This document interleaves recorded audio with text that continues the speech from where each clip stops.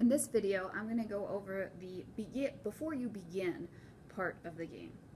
So the first thing you want to do is take the player order card. Let me make a little adjustment here. The youngest player will be player 1. So that player will take one of their rings and place it next to player 1 on the player order card. Then player 2, then player 3. That may change throughout the game. Let's talk a little bit about worker value.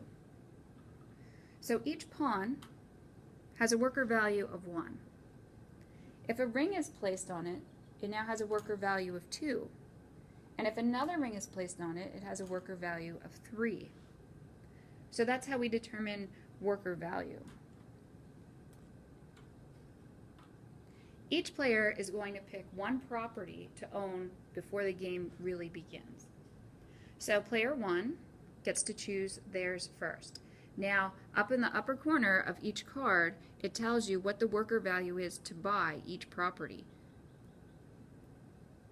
So the players can start with a property that has a worker value of 2 to buy. So player 1 has decided to buy this resource property, and he put his ring here to indicate that he owns it. Player 2 wants to own the first player card, so he put his ring there. And player 3 decided on the thief card and put his ring there. Then we're going to place a bomb to start the game. So you can tell by my dice I rolled a red 1 and a blue 4. So I look at the array, I find the red 1 and the blue 4. So that means I will be in this column, in this row, which would be right here. So you take the top bomb card and a slider. And you put the slider on so that it's pointing at the top number and place it on that property. So it is over the thief property, which player 3 owns.